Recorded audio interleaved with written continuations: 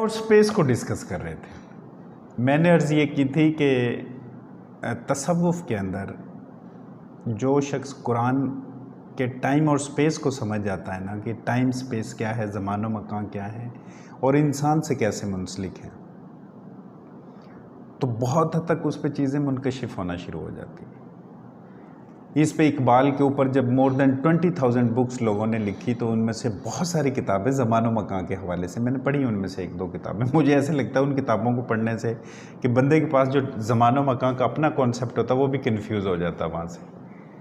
तो मुझे भी खैर इसमें बड़ा टाइम लगा ज़मान व मकान को समझने में। कुरान में 3 जगह पे ये टाइटल एड्रेस होता है ज़मान व मकान का। एक तो वो हज़रत उज़ैर अलैहिस्सलाम का वाक़या जो सूरह बकरा के अंदर आ रहा होता है, जिसका मैं जस्ट बयान करता हूँ कि वो जस्ट गुज़र रहे हैं और एक बस्ती जो है वो गिर रही है और उनको ये गुमान होता है, ख़याल आता है कि ये पता नहीं क़यामत के रोज़ कैसे खड़े होंगे।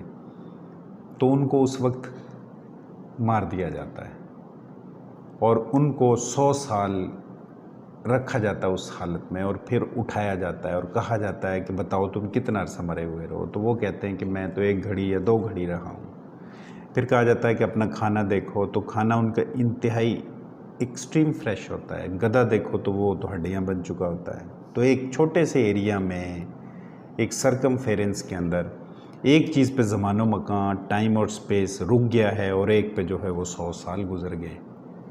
तो ये कुरान के अंदर इवेंट टाइम और स्पेस का आता है।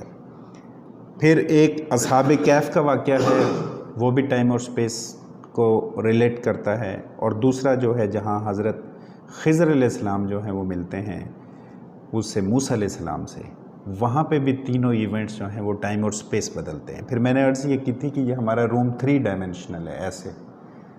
तो स्पेस का जब ये बिग बैंग हुआ था तो जो 4th डायमेंशन चीज़ थी वो टाइम था। टाइम 4D है। इसके बाद जो 5D है डायमेंशन, वो टाइम की डायमेंशन एक्चुअली, और ये बिग बैंग ये स्पेस का एक्सप्लोजन हुआ था। तो जो शख्स 5D होता है, 5D में चला जाता है, वो पास्ट प्रेजेंट फ्यूचर जो सीरियल टाइम है इसको देख लेता है। पास्ट के इवेंट्स को भी देख लेता है और फ्यूचर के भी इवेंट्स को वो देख लेता है। तो ये 5D इनको कहा जाता है कि ये 5D है। उसके बाद जो 6D में चले जाते हैं डायमेंशन में, वो बाकायदा पास्ट प्रेजेंट फ्यूचर को कंट्रोल कर लेते हैं, वो टाइम को कंट्रोल कर लेते हैं। तो आज ये कहा जाता है this is rather not a myth, ये कहा यह जाता है कि जो पास्ट फ्यूचर और प्रेजेंट को कंट्रोल कर लेगा ना, he will be the king of the universe. वो यूनिवर्स का किंग होगा, किंग होगा। तो ये 6 डायमेंशन, ये टाइम और स्पेस मैंने रिकंस्ट्रक्शन का भी इसमें रेफरेंस दिया था कि इकबाल इसको प्योर ड्यूरेशन से रिलेट करता है कि जब ये बिग बैंग हुआ था तो ये एक प्योर ड्यूरेशन था, ज़माना खालिस था, जो फिर ज़माना तसलसल में तब्दील हुआ है, पास्ट प्रेजेंट और फ्यूचर। जब ये आलम नासूत बना है तो यहाँ पे ये क्रोनोलॉजिकल टाइम आ गया है, माजी है, हाल है और मुस्तकबिल है। इससे पहले ये एक टाइम में ही छुपे हुए थे, वो प्योर टाइम था, ज़माना खालिस इकबाल उसको कहता है। वो ऐसे कहता है जैसे एक स्प्रिंग होती है और वो बंद होती है, उसके बाद जैसे ही हम उसको खोलते हैं, उसके ऊपर से लिड हटाते हैं तो वो ऐसे एक्सपेंड कर जाती है। तो वो जो एक्सपेंशन उसके अंदर होती है वो पहले जब बंद थी तो उसके अंदर हिडन होती है, तो बाद में वो ज़ाहिर हो जाती है। ये इस तरह। लेकिन वो इंसान के साथ इस प्योर ड्यूरेशन को इकबाल जो है, वो ये ब्यूटी है इकबाल के रिकन्स्ट्रक्शन की कि वो इसको वजदान से रिलेट करता है इकबाल।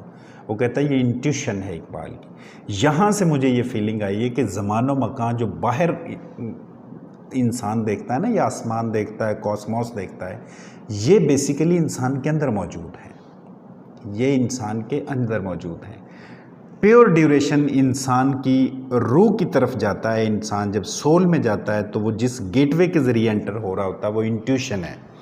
इकबाल इसको इंट्यूशन कहता है। इस पे हम ऑलरेडी पहले से कर चुके हैं। ये मेरा जिस्म है जिसमें मेरे 5 हवास हैं, तो ये ज़माना तसलसल के अंदर है, पास्ट प्रेजेंट फ्यूचर। ये जिस्म और इसके हवास का ज़माना है।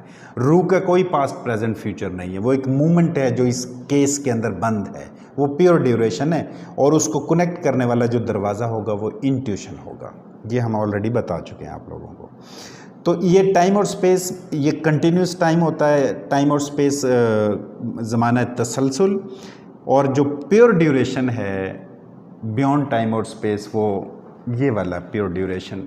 इकबाल ये बात कहता है कि अगर कोई शख्स प्योर ड्यूरेशन में चला जाए, उससे पहले वो 3 स्टेजेस बताता है। सबसे पहले कहता है ज़मानो मकान के अंदर जैसे ये पत्थर हैं, हमारा जिस्म है और ये सारी चीज़ें हैं, हर ज़र्रे के अंदर एक सेल्फ मौजूद है। वो कहता है कि इंसान का एक सेल जो है वो एक सेल्फ है, खुद ही है उसकी। कहता है कि ये ब्लाइंड सेल्फ है। उसके बाद वो दूसरी खुदी की स्टेज बताता है, इसको अनाए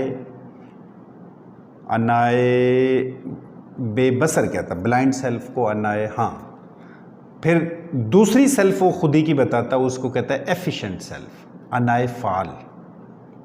अब ये बंदा जो है इसने अपनी सेल्फ पे तवज्जो देना शुरू की है, इस्माए हुस्ना के ज़िक्र पे गया है, इसने अपने हवास को कंट्रोल किया, इसने तरतीब अपने अंदर लाने की कोशिश की है। ये एफिशिएंट सेल्फ है। इकबाल कहता है कि ये जब और इवॉल्व करेगा इंसान तो ये अप्रिशिएटिव सेल्फ पे चला जाएगा। अब ये 3 blind self, efficient self, appreciative, ये रिकन्स्ट्रक्शन की बातें मैं कर रहा हूँ। कहता है जो अप्रिशिएटिव सेल्फ होती है ना, ये बेसिकली इंसान का इंट्यूशन है। कहता है ये टॉर्च है जो इंसान की एफिशिएंट सेल्फ पे यानी कि उसकी अक्ल पे पड़ेगी और उसको रोशनी दिखाएगी, अक्ल रोशन हो जाएगी, तो वो पीछे से इंट्यूशन गाइडेड होगा। वहाँ पे इकबाल 5th सेशन में एक हवाला देता है परिंदों की माइग्रेशन का। कहता है कि उनके यहाँ परिंदे जो हैं वो ऑस्ट्रेलिया से अमेरिका चले जाते हैं, एक जगह से, रीजन से 1000 माइल्स वो दूसरे रीजन में चले जाते हैं, जबकि उनको कोई गाइड नहीं कर रहा होता। तो ये इंट्यूशन होती है जो उनको गाइड कर रही होती है। और आज साइंस भी इसको इंडोर्स करती है कि वो बेसिकली उनके रेटिना में एक प्रोटीन होती है, ग्लाइकोप्रोटीन, वहाँ से एक मॉलिक्यूल निकलता है, वो बाहर के मॉलिक्यूल फोटोन से इंटेंगल हो जाता है और वो जो हमारा नॉर्थ पोल है इसका, ज़मीन का, उस पे वो नेविगेशन का काम करता है और वो चलता जाता है परिंदा जो है। ये भी हम डिस्कस कर चुके हैं। तो ये इकबाल का कहना ये है कि जो इंसान प्योर ड्यूरेशन में चला जाता है, अब सॉरी चौथी चीज़ रह गई है, blind self, efficient self, appreciative self. Appreciative self को उन्होंने इंट्यूशन का, वजदान का, और चौथा वो कहते हैं एब्सोल्यूट सेल्फ, ये अनाए मुतलक है। अप्रिशिएटिव सेल्फ को वो अनाए, एफिशिएंट सेल्फ को अनाए फाल कहते हैं, और ब्लाइंड सेल्फ को अनाए बसर कहते हैं, और अप्रिशिएटिव सेल्फ को अनाए बसीर कहते हैं। यहीं से लफ्ज़ बसीरत आता है। तो बसीरत का ताल्लुक इंट्यूशन से होता है बेसिकली। इकबाल का कहना यह है कि जो इंसान लम्हा खालिस में चला जाएगा, सुनिएगा जुमला, जो इंसान लम्हा खालिस में चला गया, अब मैं ये अल्फाज अपने पास से कह रहा हूँ, अभी तक मैंने इकबाल के पढ़े नहीं हैं, लेकिन ज़माना खालिस में जो इंसान प्योर ड्यूरेशन में चला गया, उसके कहे गए अल्फाज जल्दी या देर पर आने वाले वक्त में सच साबित हो जाते हैं।